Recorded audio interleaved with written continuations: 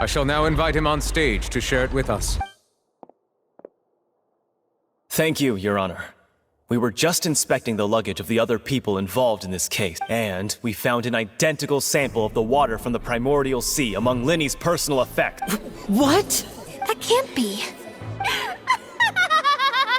Oh, I see.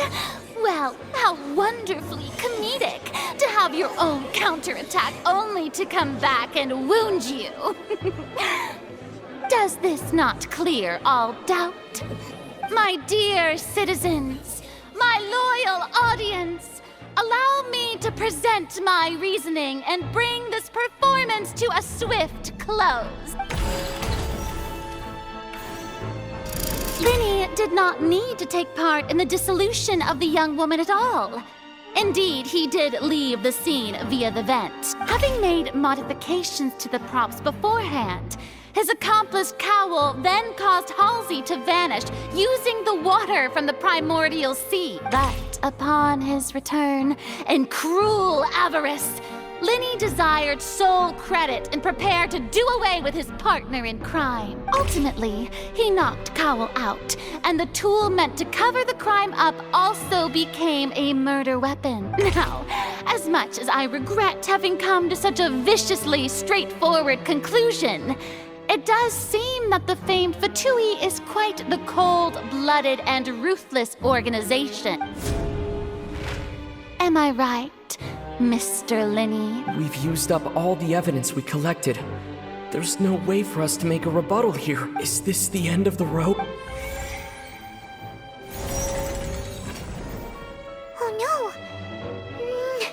Paimon can't think of anything either. It doesn't look like there's any way around it. Seems using the water as new evidence was too good a move. Why did this have to happen now? I think we've all seen enough now. And we have ample witnesses to my flawless reasoning. I believe this is indeed the finale. Now then, my good, noble Chief Justice, should we not, in your view, move... excuse me, everyone, but I must interject! Miss, I must ask you not to shout, and to respect the ongoing legal proceeding. Oh, come on. Don't be hasty. I have a good reason for interrupting, you know. Now, would anyone here like to take a little break from all this debate and see a little magic? I'll show you an amazing trick. One that can bring a young woman who has disappeared back in the flesh, right before your very eyes. Please, do the honors, Mr. Linny, if you would be so kind. What in the world is she saying? No offense, miss, but miracles like that are beyond my scope as a magician. Come on now, don't be silly. Magic is all about misdirection, isn't it? It often conceals the truth while presenting a fascinating illusion. But once everyone believes the illusion, can't magic reveal the truth to them once again? And wouldn't such a trick be the most marvelous finale to today's performance? Come on, Linny and Lynette, give it another go. Don't worry. Spina di Rasula has made the necessary arrangements on your behalf, but as the magic makers and stars of the show, I think I should leave the final performance to you. I understand. And voila!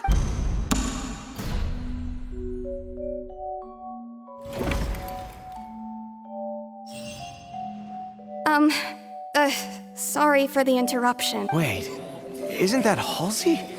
So the whole thing about people dissolving wasn't true after all? To be clear, I'm only here because this person told me that if I testified, the merit of doing so would lessen my sentence. I was hiding outside this room listening to the proceedings because I was afraid that I would be the one put on trial. I was just feeling happy that no one had noticed me. And then before I knew it, she caught me. That'll teach you to underestimate us three. Where should I begin? I'm sorry. I'm the one who killed Cowl. I admit it. What? Why? Firstly, my name isn't Halsey. It's Lillian, and I'm originally from Mondstadt. I heard that Linny's show was gonna be a real thriller, but I missed the chance to buy a ticket, so I stole one. That's how I make a living. I steal stuff here and there. And I'd never been caught before. But I was noticed at the harbor a few days ago, and I barely got away. Lenny was the one who caught me in the act. Hey, no wonder you look familiar. So you were the thief! Lenny even mentioned that you were pretty skilled. Well, and I thought that would have been the end of it, but then the number selector chose me. He even mentioned the Fortress of Meripede. That's a prison, isn't it?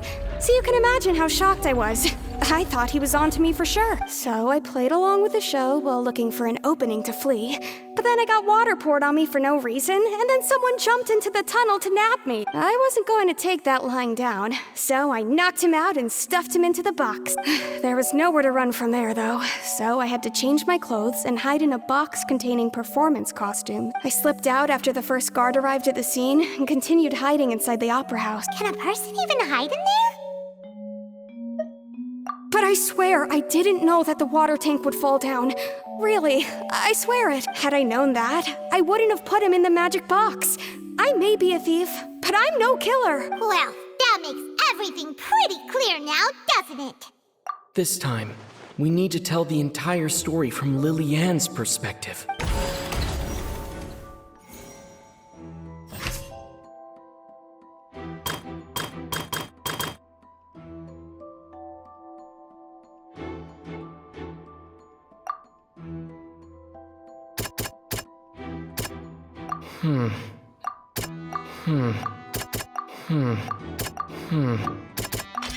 The strange sound wasn't from a fight. It was Lily-Ann's attempt to break out when she was frightened.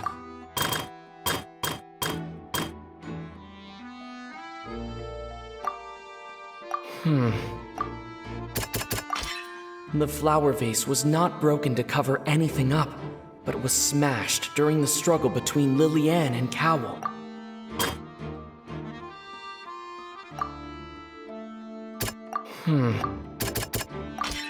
Lily-Ann was afraid that she would be recognized if she left, so she changed clothes.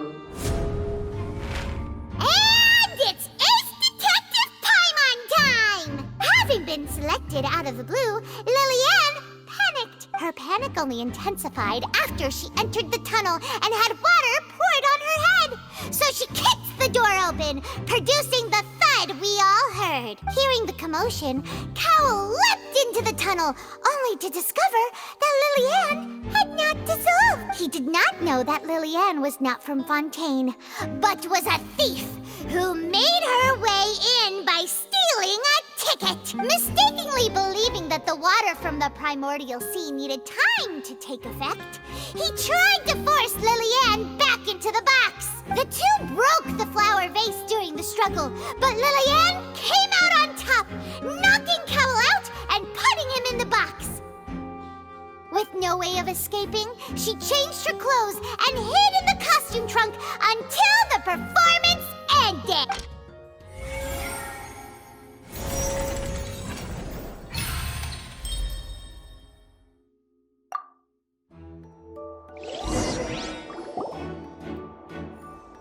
She knew that she would have to go through guard inspection if she tried to leave afterward. So, she has been trapped in the opera house these last 2 days. She had already become desperately hungry by the time we were chatting over macarons. So, she swiped 2 of them right under our noses. Talk about a sneaky thief. At this point, all the events that happened in the tunnel have now come to light. Ah, so that's the whole story. Bravo! Bravo! Now then, Lady Farina, do you wish to speak against the defense's statement? Please answer the question, Lady Farina. Also, if I may add, the trial has not yet ended. As such, I request that the prosecution not leave the room before the proceedings have concluded. What, are you reading my mind now? No, I have no further arguments. I admit defeat. But really, could you at least have left me with some dignity? Wow, look at that! She's like a deflated balloon now. If there are no objections, then as the Chief Justice of Fontaine, I shall once again repeat the full sequence of events. The actual perpetrator of the serial disappearances, Cowell, selected his next victim from the audience reservation list. With some modifications to the selector, he could ensure that the pre-selected young woman would be chosen. To cover up any evidence while committing the deed, Cowell thought of allowing the water tank to fall, which would conceal the water left behind after the young woman was dissolved. He also tampered with the rope suspending the water tank, using the fireworks at the end of the performance to cause the tank to drop and hide the watermark. He poured the water from the primordial sea into a balloon during the preparation of the magic box and stuck it to the box's lid. Finally, he passed the prepared hook on a rope through the gap in the magic box's door when bringing the young woman to said box. When the magic trick officially began, the box containing the woman was lowered into the tunnel, tightening the hook rope and bursting the balloon containing the water. If all had gone to plan, the young woman would be dissolved at this time. However, Lillian was not from Fontaine, and thus fled the box with a loud noise. Realizing that there was trouble, Cowell entered the tunnel and met Lillian. Thinking that the waters had not yet taken effect, he decided to proceed. However, his opponent was more capable than he thought, and he was overcome, knocked unconscious, and placed into the magic box, and thus became his own final victim. Lillian, according to her own statements, then changed clothes and hid until the performance ended, before hiding in other parts of the opera house. As for Linny, he was in the underground structures within the opera house, and was thus ignorant of these happenings. From this reconstruction of events, we can conclude that Linny, the accused, is in fact innocent. While there is much in Linny and Lillian's conduct that should still be investigated separately, this case at least can be handed over to the Oratrice to make the final decision.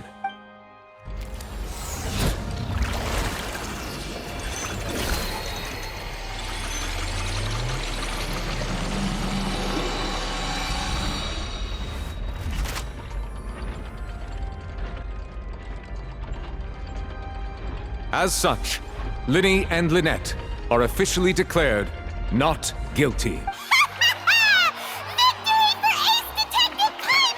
Great work, partners. Thank you all. Thank you so much. Next, I think we deserve an explanation, Guard Vaughn. How did you find the water from the primordial sea in Linny's baggage? Right! Your discovery caused me to make a serious mistake, you know. Or was that not a discovery, but false evidence that you dared to bring before this court? I suspect that the accomplice mentioned in Cowell's notes was not Linny, but you, yes? I'm sure you know what you must do to lessen your sentence. Speak quickly!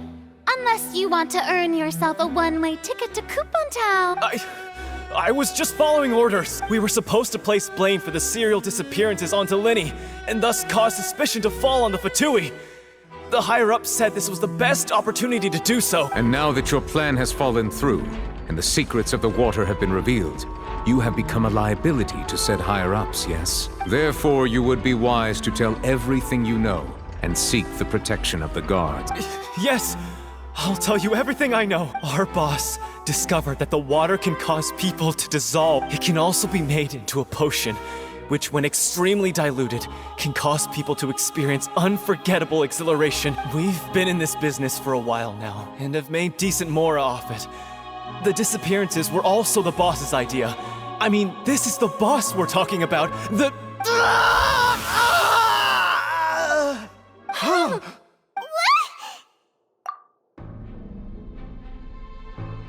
And now he can no longer talk. Such ruthlessness.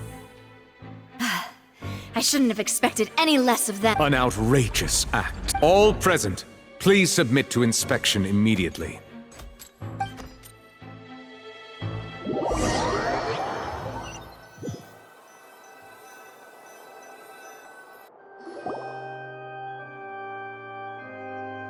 So, we're just going back now? That's true, but... Traveler, Paimon! Please wait. Linny... I know you may not want to speak to me right now. Maybe you don't even want to look at me. But still, let me thank you again for defending me to the end. Even after you learned that I'm a member of the Fatui. I guess. But regardless, I'd like the opportunity to set things straight. I didn't approach you with any ulterior motives or ill intent. I've spoken to you as myself, just plain Linny this entire time. As for why I'm a Fatus, it's because the goals of the House of the Hearth align with those of an orphan like me. That's all. That was how Father, who you might know as the Knave, approached recruiting us back then too. The Knave? The one who controls the House of the Hearth? She's your father? That's right.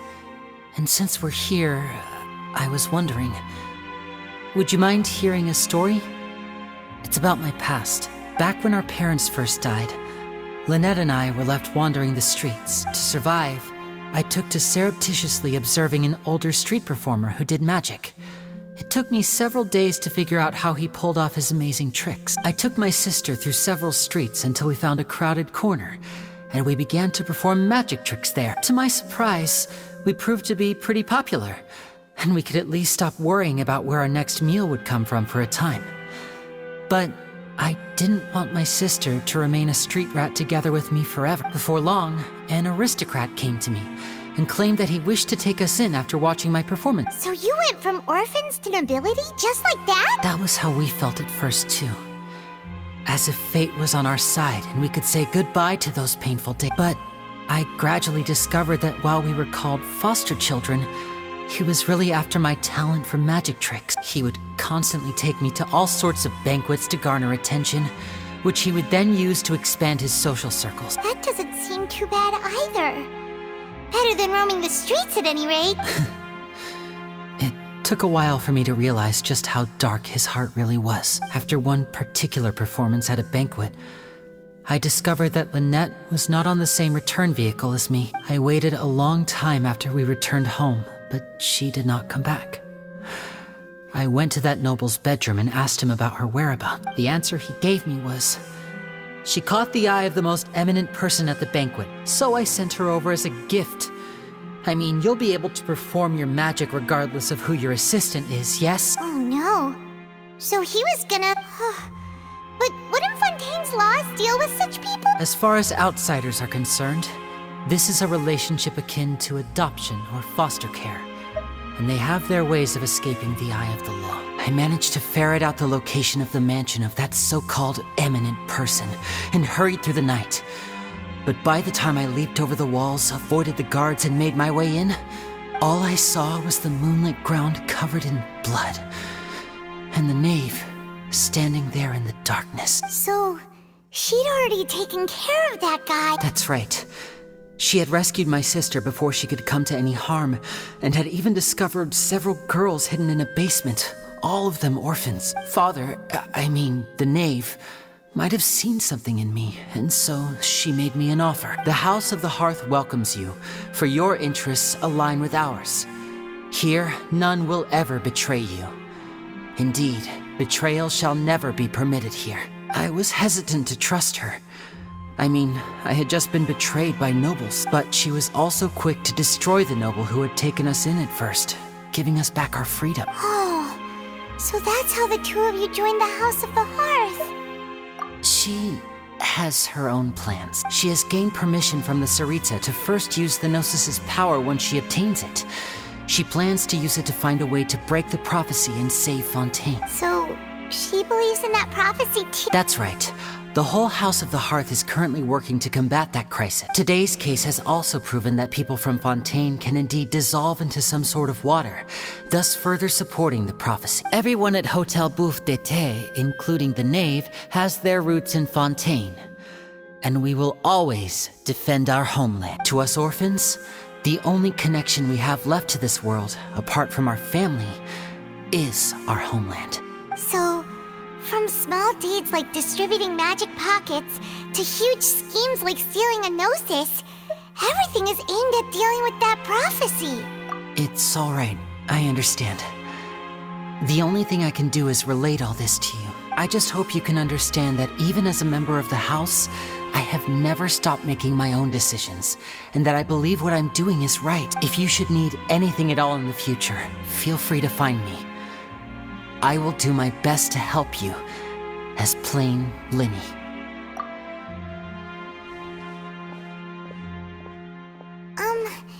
Bye, Linny!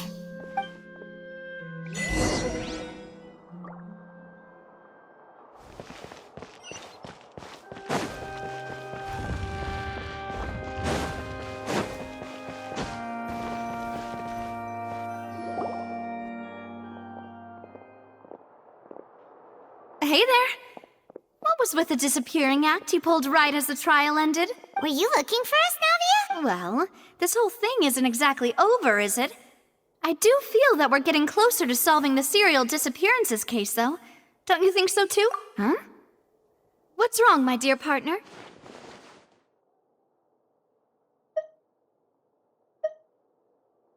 Besides, are you sure we're the ones who can crack a case that's been cold for decades now? And given that there's new evidence from the trial, there should be a trail of breadcrumbs for the Hydro Archon's people to follow now, right? Ah, I see. Well, I won't lie. I'm a little shocked to hear that from you. But I suppose you are just travelers who have only arrived in Fontaine after all. Sorry. I might have been too presumptuous. Don't say that, Navia. Aw, and we were having so much fun investigating with you, too. It was like having new waters flowing into a stagnant mire, causing new hope to spring forth, and the reflection in the murk to become clearer.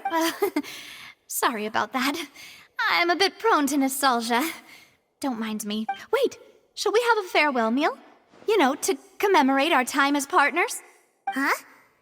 Do we really need to get that formal? Well, guess you really did treat us as partners, huh? Well, I'd just like to have a proper ending to every important memory. That way there are no regrets later. Anyway, it would just be a meal, so it shouldn't take up too much of your time. You don't have to twist Paimon's arm. If Boss Navia's treating, count Paimon in! Oh, wonderful! In that case, why don't we return to the court of Fontaine and head to the Hotel de Boer? I believe we'll make it just in time for dinner.